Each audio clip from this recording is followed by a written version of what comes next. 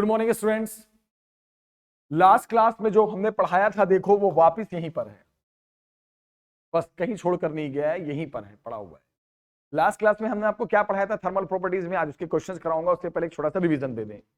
ये पढ़ाया था कि जब हम किसी भी मटेरियल को, किसी भी सब्सटेंस को जब हम हीट देते हैं या हीट लेते हैं, मतलब हीट चेंज लाते हैं, तो वो हीट दो काम करता है। एक काम टेम्परेचर बदल देगा, दूसरा काम स्टेट बदल देगा। अगर टेम्परेचर चेंज कर रहा है वो हीट, तो स्टेट चेंज नहीं करेगा। स्टेट चेंज कर रहा है वो हीट, तो टेम्परेचर चेंज नहीं करेगा। दो में से एक काम एक टाइम पे होगा, one time only one work. तो अगर जो हीट टेम्परेचर बदलता है, हीट दिया, ले लिया, टेम्परेचर बदल गया, किसका? गिवन मास का तो फॉर्मूला है msdt। उस हीट का फॉर्मूला है msdt। ये जो s देख रहे हो ना, ये s कांस्टेंट होता है, हर मटेरियल का अलग अलग होता है, उसको कहते हैं स्पेसिफिक हीट कैपेसिटी। हो गया। और वो हीट चाहिए हमें कि मोल के लिए, कि कौन सा हीट मोल को दे और टेम्परेचर बदल दे। मोल्स के लिए, मास के लिए नहीं। तो उसका फॉर्मूला है एनसीडीटी। मास के जगह पे मोल आ गया है बस, और इसके जगह पे सी आ गया है। सी को कहेंगे मोलर हीट कैपेसिटी। और वो कौन सा हीट का फॉर्मूला है जो किसी भी सब्सटेंस को देने पे उसका स्टेट बदल दे, टेम्परेचर नहीं, अब स्टेट ही बदल दे। उसका फॉर्मूला होता है ML, mass into latent heat capacity. Specific heat, molar heat, latent heat, हर मटेरियल का अपना अपना कांस्टेंट होता है। और अगर स्टेट में क्या पढ़ाया था, स्टेट में अगर सॉलिड से लिक्विड है तो वहां पे latent heat of fusion. State में अगर लिक्विड से वेपर जा रहे हो, लेटेंट हीट ऑफ वेपराइजेशन। तो अब इस पे जब हमने ये करा दिया था आपको, तो अब इस पे जरा एक छोटा सा एग्जांपल देख लेते हैं, ताकि आपको बहुत अच्छे से समझ में आएगा। आज बहुत छोटी वीडियो बनाऊंगा, क्योंकि मैं बस लास्ट वीडियो में क्वेश्चन करा सकता था, बट वीडियो बहुत लंबी हो जाती, इसलिए मैंने इसके अलग से क्वेश्चंस के लिए एक वीडियो बना रहा हूं। जैसे क्या क्वेश्चन है, जरा सुनो ध्यान से कि if 50 gram of ice taken at -10 degree Celsius. Very good question. आपके पास 50 ग्राम आइस है, 50 ग्राम आइस है, और वो कितने टेम्परेचर पे है? -10। इस क्वेश्चन को देखो, पूरी कहानी क्लियर हो जाएगी। Find total heat, find total heat given to ice to vaporize it। कितना हीट दें? देखो आइस अभी कितना पे है? बहुत ठंडा है, -10 डिग्री पे, और उसे मुझे वेपर बनाना है, भाप बना के हवा में उड़ा देना है। तो मुझे कितना हीट देना पड़ेगा? देना थोड़ी पड़ेगा, देना ही पड़ेगा, गर्म करते रहना पड़ेगा। तो कितना हीट देना पड़ेगा, ये आपसे पूछा है। और specific heat of ice, specific heat of water, latent heat of fusion और लेटेंट हीट ऑफ वेपोराइजेशन, सबकी वैल्यू गिवन है। ये गिवन है 2100 जूल पर केजी केल्विन, सबकी वैल्यू गिवन है। Specific heat of water given है बेटा 4186 होता है शायद, 4186, सब गिवन होगा। ये मेमोरी की बात नहीं है कि आपको खुद याद करना है, सब गिवन होता है, ये आपको ऑलरेडी गिवन। और लेटेंट हीट ऑफ फ्यूजन होता है, वो भी गिवन है 3.35 इंटू 10⁵ जूल पर केजी। और लेटेंट हीट ऑफ वेपराइजेशन भी दे देगा वैल्यू 2.26 इंटू 10⁵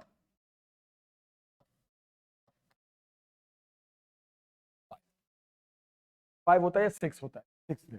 ये ऐसा नहीं कि मुझे याद है तो मैं लिख रहा हूं, ये सब पेपर में गिवन, जितना मैंने ये लिखा है ना, ये सब जो क्वेश्चन आया आपके सामने, अपने मन से कुछ नहीं लिखा है मैंने, ठीक है। And also draw heat temperature graph, और ये भी बोला है कि आप ग्राफ ड्रॉ कीजिए, ग्राफ भी ड्रॉ कीजिए। बहुत अच्छा क्वेश्चन है। Draw what? Temperature heat graph. आप देखते रहना, one of the best question कराने जा रहा हूं मैं, पूरे कहानी को, ये स्टोरी को क्लियर कर देगा। सबसे पहले आप मेरे को बताओ, सबसे पहले मुझे आप ये बताओ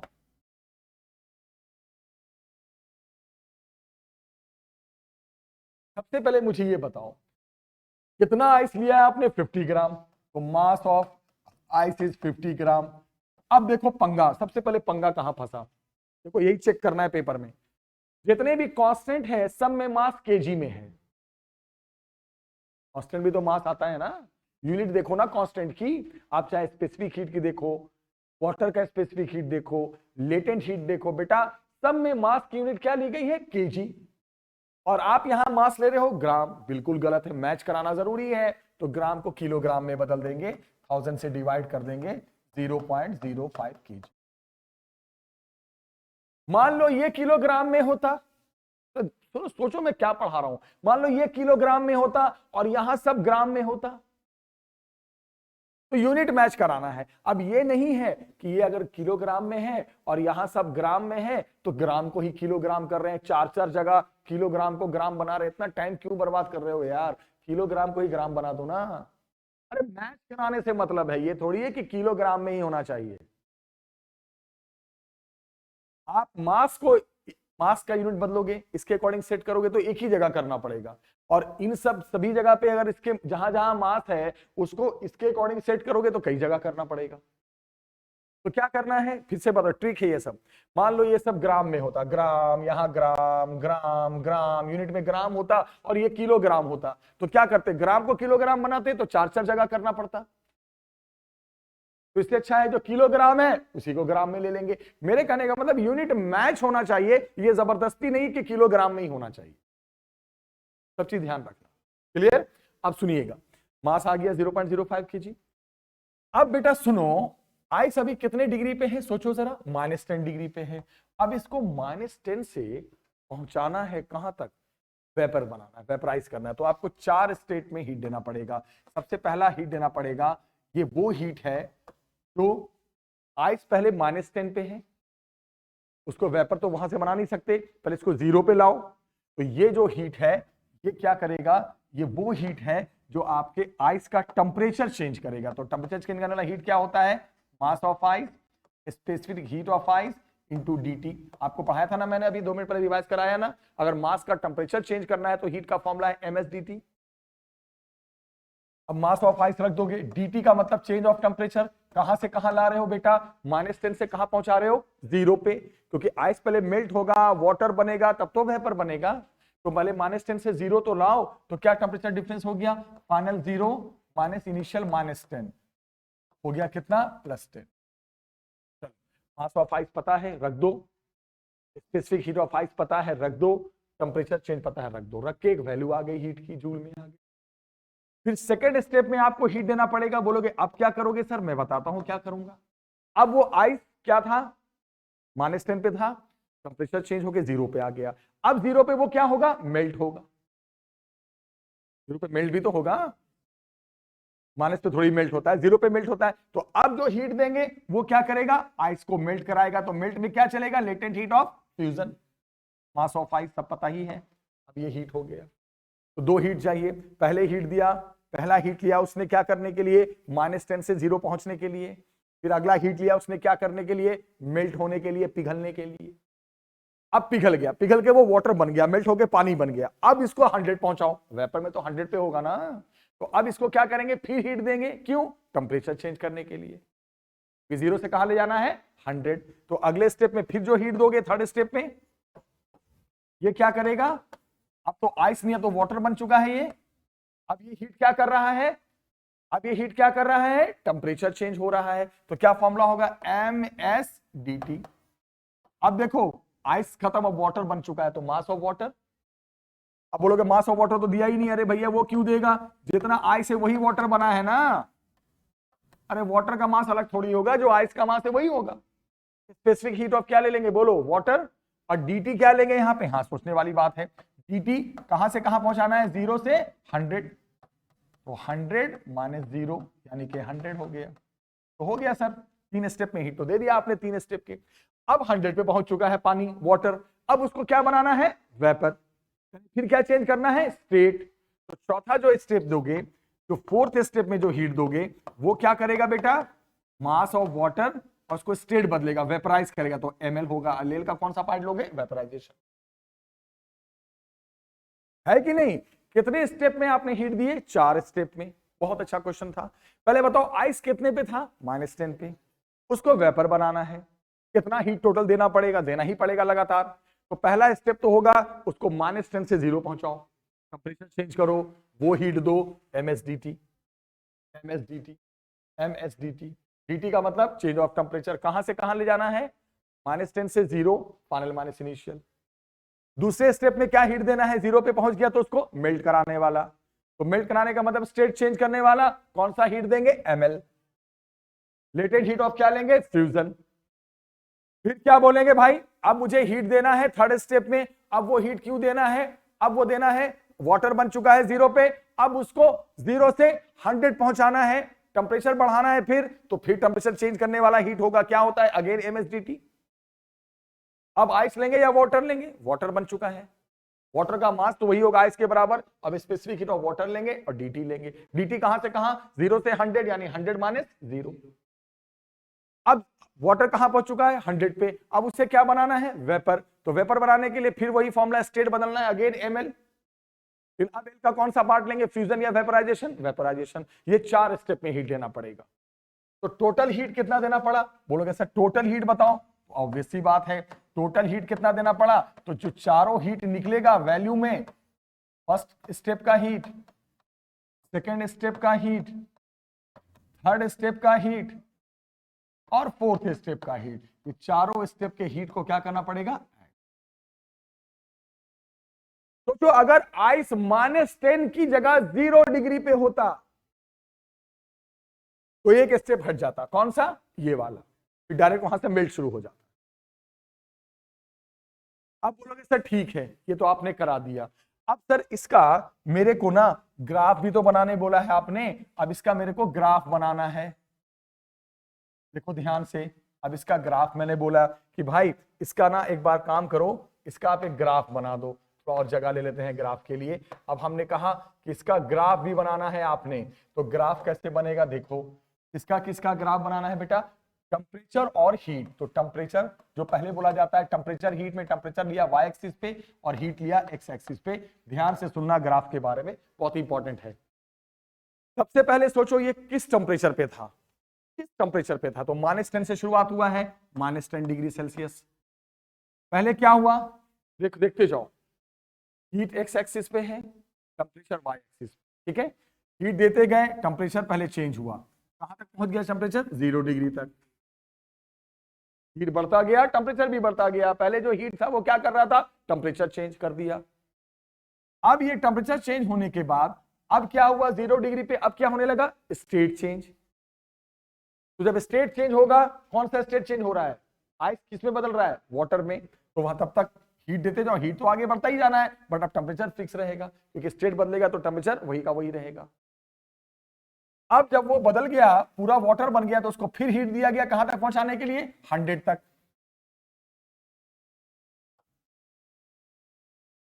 पहले स्टेट में हीट दिया गया, टेम्परेचर चेंज, कहां से कहां? -10 से 0।